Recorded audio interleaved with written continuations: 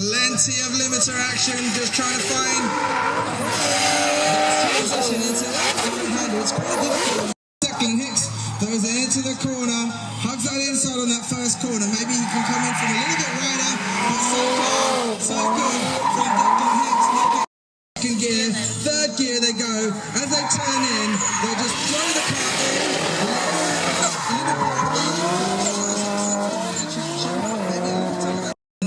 Okay, talk me through Paul then. Tell me what he's doing now. Giving a little tug of the handbrake there to encourage the car to come round. As soon as it starts to slide though, he re-engages the drive. And then he gets on the brake, moves the weight of the car to the front tyre, so the front tyre's grip. And it's just a quick nudge of the handbrake, not a long one. As soon as the car starts sliding, he has to make sure that the steering lock is thrown back. And then as soon as he knows that the car isn't going to slide,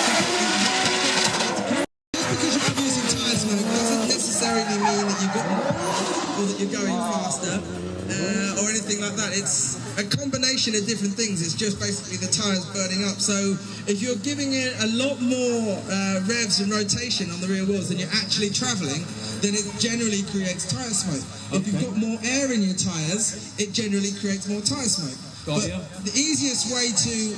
Right now, there's nothing, is it? Not much. That's right.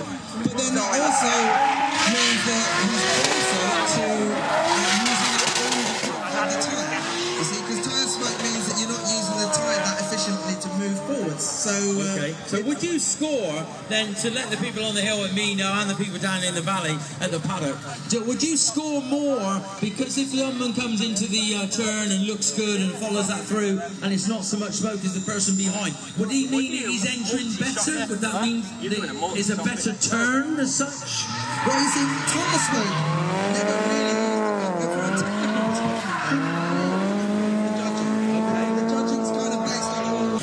the point they turned in on the actual physical track was quite similar, but you can see as they go through the corner, so for this practice run they started off a little bit further away from each other than they probably would do in competition, and they maintained that distance. If that was a competition, then it would probably be pretty even, because both Paul and Antley managed to go in with a good angle, and then they kept similar speeds between each other. So competition, that would have been very, very close. So, as a judge and the compere of the competition, would you say you like to see the cars as close as possible together to give A, the public more excitement, and B, it's more of a scoring situation, you can focus on both cars? Yeah, it's always easier to do that if the cars are closer together, but you know, even if they're not, they're never that far apart that you can't keep an eye on both cars. Okay. But it is definitely better from a competition perspective. So Andy's on his own now, he's just having another sighting run ready for the first run later for competition, yeah? That's right, yeah, he's just holding his line, just trying to find it, just running a little bit hard into that second corner, so to get on the brakes, to keep the car on the track and punching it. It's all good, the tow car's coming down without any problem. Paul Conlon trying to find a way.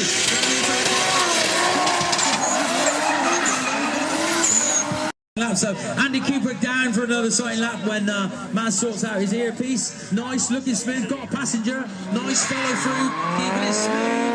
Nice angle. Going in, is he going to turn? Nice. For £25, which will be signing on and briefing at 12 o'clock if you want to come out on the first track session, as the taxi and Paul get really close.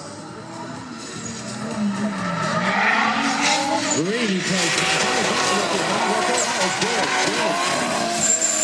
Progress throughout the year, and what's really good about Carl is he's very receptive to information. When we tell him, so you should have lots of smoke on the next time out, and I'll try not to crash into anybody. Hello, ladies and gentlemen, Carl Farrow there, look out for him. He's been consistent so far today. Now let's speak to this next man. Contestant number 2, what's your name and where'd you come from? Hi there, I'm Vincent Newt, I'm from Birmingham. This is my 1JZ PS13, car sponsored by Hard Race and Flat Out Performance, OP Oils. Changed the car a lot since the last outing at Brands Hatch. Tried to progress and get more grip, but it's kind of backfired. Now we're tweaking with the suspension and hopefully have a good afternoon.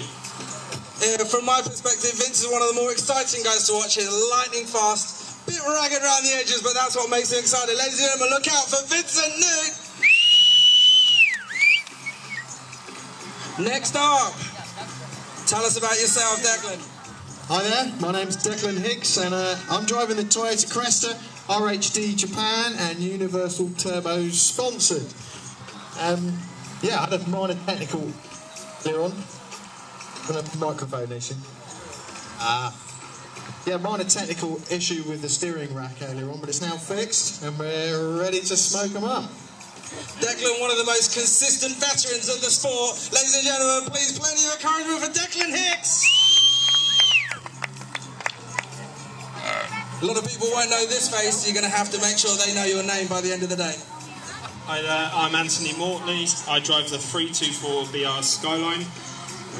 Sponsors Arc Engineering, Motor Oil and Superformer. Maz, could I just put up in there 1 second? Ben, can you come up here please, Ben? Thanks, sorry Maz. Okay, right, we've done technical stuff done. Anthony Mortley, ladies and gentlemen, he's been hot all year so far. Look out for him. This man shouldn't need too much introduction, but tell everybody who you are.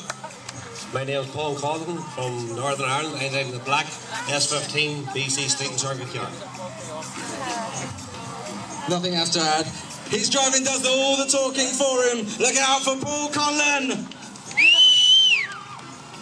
And finally, but certainly not least, Andy Cooper. I'm from Belfast and I'm driving the RMS Nissan Silvia, sponsored by Used Cars and Not Travel. Andy Cooper then, he's been with us a little while. His experience is starting to show through. He's really getting some good results. Look out for this man, Andy Cooper. Thank you very much. So, these guys are going to make their way round. Guys, listen, all the way around, back to the start line, and we'll get going with the format. This first run is just a warm-up run for the two cars. So this one's not judged. It's a good idea for them to get, a way for them to get a good gauge of what the track is doing, and also what each other are likely to do. So look out for the taxi, and this will be a full product before this running. Okay, then the first run between Carfire and Vince, they're turning in at the same time, which means Vince is going longer into the corner. Plenty of angle for both drivers as they come down.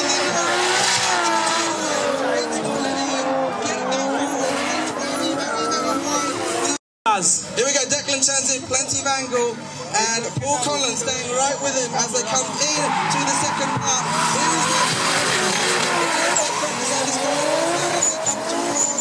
A bit more to keep up, turning in. Vince is looking strong here. He was last time as well. He found a slightly wide line where he lost a little ground.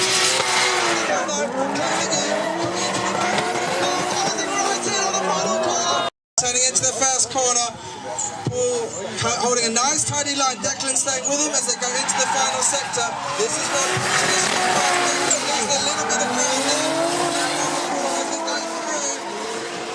The Arc Engineering and Motor Machine, and the flat out performance.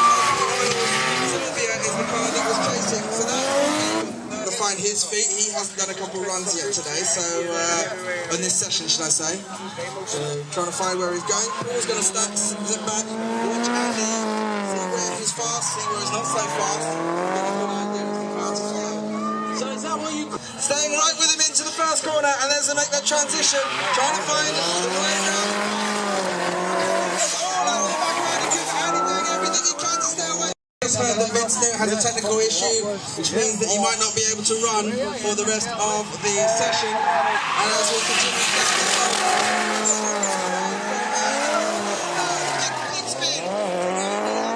make the transition at the bottom of the hill, the camera changes around there a little bit, and the tarmac joins up where the two circuits meet and things, and it can throw you off a little bit. And Vince looking drivers looking really good as they go round the final corner. Anthony will follow in the skyline. Here we go, turning into the first corner. Anthony trying to find the way in. He is getting there. Can he get it round this final corner? Not quite yet. Transition. This is where Vince has traditionally been weak. He found the wider line. Oh no, Anthony got in through that final sector. So, Maz, being a trainee on that, would you give the points to Vince, yeah? Well, actually, maybe, but... Here they go. Here we go. This is going to be the warm-up run for this pairing then, between Declan Hicks and Andy Cooper. Declan just catching something there. As he looked around the two cars. So Carl's going to see what Anthony's up to as he chases down the hill. Been looking fairly consistent so far between them. That's a better line from Andy Cooper will lead from Declan Hicks, our two white machines, as they turn into the first corner. Declan staying with him.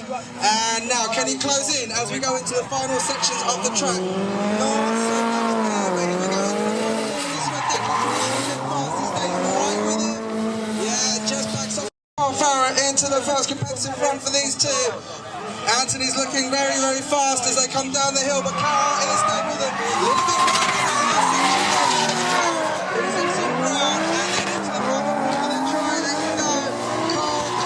To you, Maz. Okay, here we go. This is the second run between these two cars. Andy Cooper following Declan. Declan's got plenty of angle into the first corner. That's going to give him an advantage. Andy just not quite feeling the rhythm of Declan to try and close in. And had to wait for the pit. Closes in the distance, but very, very sharp. Here we go then. The taxi leads. The Carl Farah, Anthony Mortley. As it's been turning together, Anthony closes right in. Very, very good from Anthony Mortley so far as they've gone down the hill. Into this final corner, closing right down the inside on his door. During the dinner, come and see us. And if you have got some friends and family with you, and you just randomly want to get covered in grass, then don't forget to don't miss the tug of war at 2:30 over there on the grass. Don't miss the tug of war. Ladies and gentlemen, the driver's back. Give me a little wave. Well done, gentlemen. Put your hands together, ladies and gentlemen, for the EDC drivers.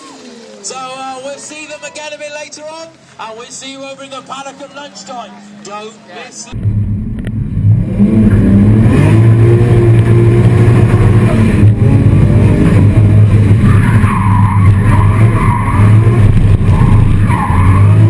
As they transition round, getting right inside is Paul Collins.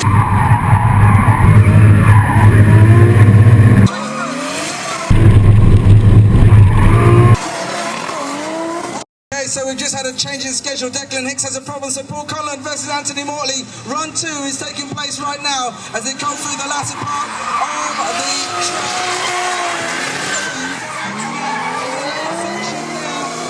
It was all looking very, very close, but you can see Paul's pulling miles away. So then, Vince will lead in this first run versus Declan Hicks. As they turn in, Vince comes in really early, but Dex got plenty of angle. Can he close in on the car in front? Not so far as it goes. Section. Right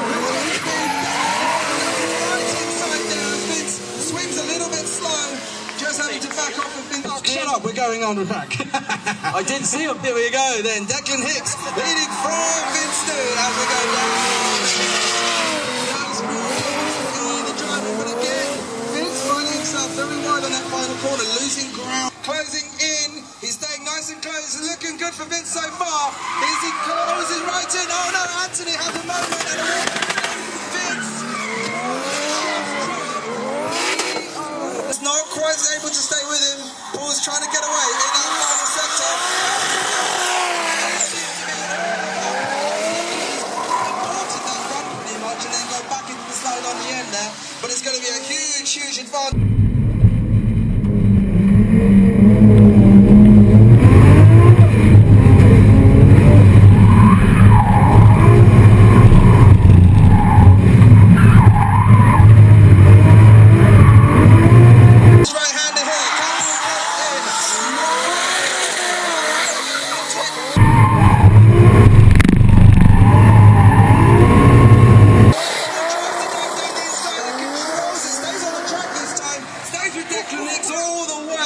So, drivers, if you can just open your doors if you've got time, because Mazza's up against it. Alex is down there trying to get ready for the time attack.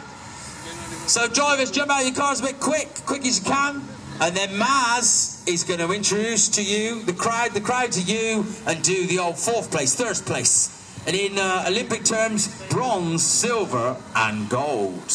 And number 4, unfortunately, will just get a little cheer, Maz, will they? Number 4, just get a little cheer. So then, driver, Anthony, out of the car, quick as you can, Anthony. Quick, quick, quick. Because Alex wants to start the Time Attack Pro class. Or the Club Car Challenge first. Maz, take it away.